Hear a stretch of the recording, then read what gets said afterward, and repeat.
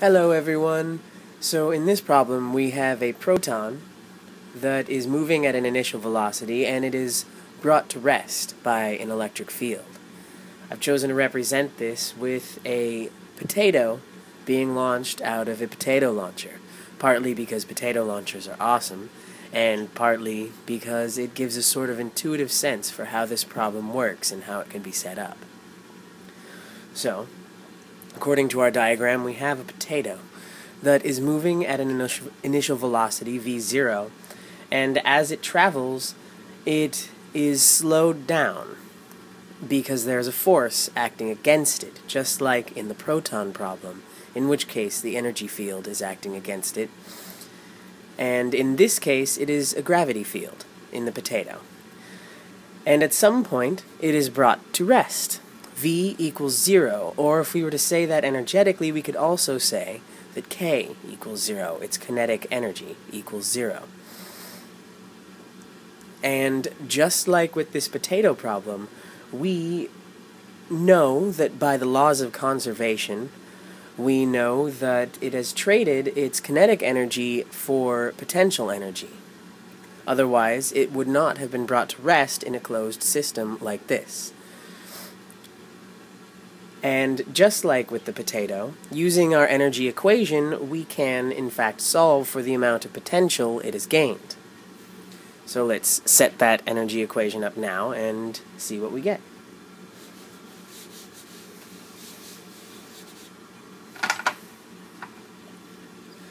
Our energy equation, most glorious, wonderful, excellent equation. Delta E equals delta K plus delta U. Now we know that because this is a closed system, that delta E is in fact just 0. We know that K is 1/2 m. And since its final velocity, where usually that would be part of the equation, but its final velocity is 0, so that would simply drop out. And what we're left with is a negative v initial velocity squared plus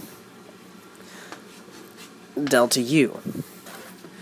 Now, with the potato, we would represent delta U as being m GY, in which case the potential energy that it has gained is related to how massive the potato is, and this gravitational potential that it has gained.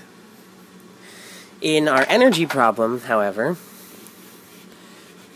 instead we have delta U, or electric potential, equals Q delta V.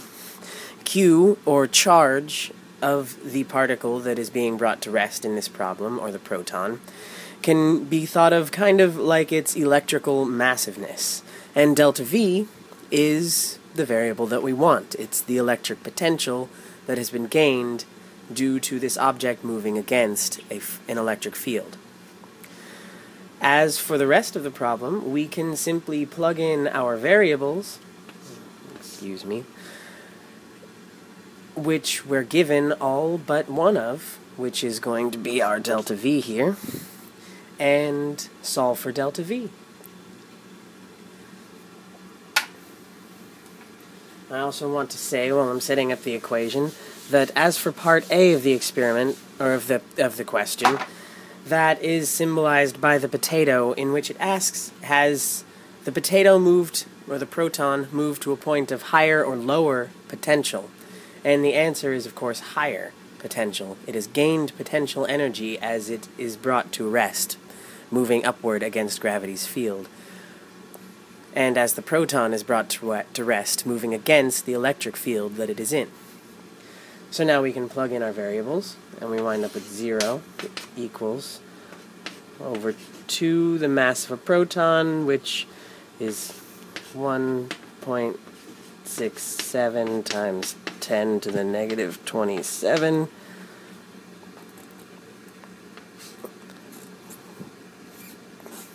times 800 1,000 meters per second plus the charge of a proton, which is 1.6 times 10 to the minus 19 times our delta V. All that remains to do is solve for delta V, and you arrive at your answer. Thank you for joining me this evening. Stay tuned for next week when I solve a problem the likes of which I have not even seen. Have a good night.